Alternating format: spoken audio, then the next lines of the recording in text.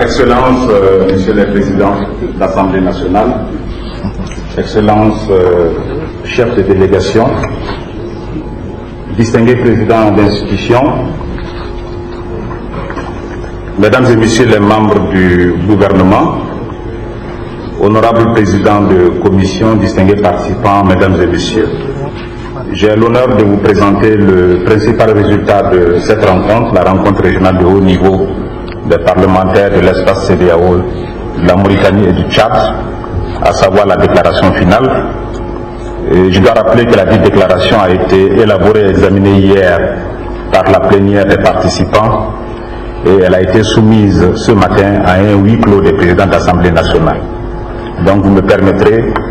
de lire la déclaration. Je voudrais donc lire ceci. Nous, présidents des parlements nationaux des États membres de la CEDEAO, de la Mauritanie et du Tchad, réunis à Ouagadougou, au Burkina Faso, à la rencontre régionale de haut niveau sur le financement adéquat de la santé, le dividende démographique et les politiques de population et de développement, à Ouagadougou du 20 au 22 juillet 2017, considérant que la capture du dividende démographique présente des avantages importants dans tous les secteurs de développement socio-économique, considérant que le capital humain constitue l'atout le plus précieux de toute société et que l'investissement à long terme dans le secteur de la santé est le principal facteur de développement économique, convaincu qu'une population en bonne santé contribue à renforcer la productivité et à stimuler la croissance économique et que l'atteinte des objectifs de développement durable par nos pays respectifs est fortement tributaire de la construction des systèmes sanitaires solides et performants, nous engageons. Les présidents du Parlement ont pris donc 10 engagements. Je vais vous économiser la longue lecture des considérants et des convaincus pour vous annoncer ces engagements. Sur le financement adéquat de la santé, les présidents du Parlement se sont engagés sur 6 points. Premier engagement,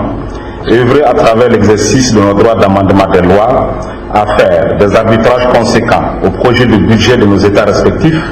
afin d'obtenir des accroissements annuels successifs d'au moins 2%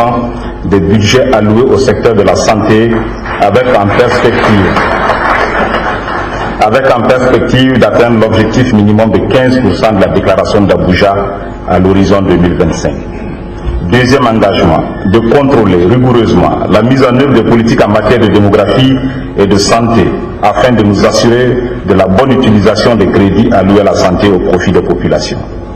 Troisièmement, accorder une attention particulière aux problématiques liées au financement des systèmes de santé nationaux de nos pays à travers la prise en compte et l'inscription effective de cette question au rang des priorités de nos États respectifs.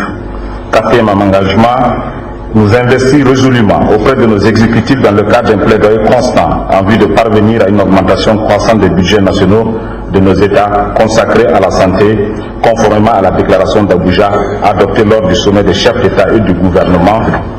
de l'OUA sur le VIH-Sida, la tuberculose et autres maladies infectieuses connexes tenues à Abuja, au Nigeria du 4 au 27 avril 2001.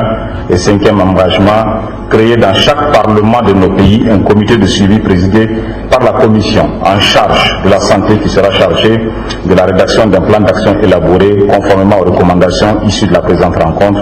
Sixième et dernier engagement sur le financement de la santé,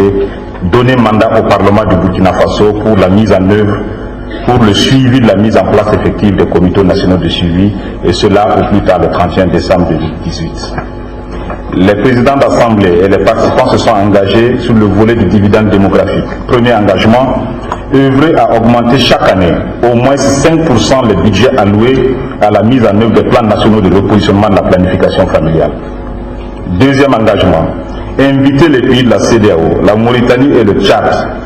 à œuvrer pour faire baisser leurs indices synthétiques de fécondité respectifs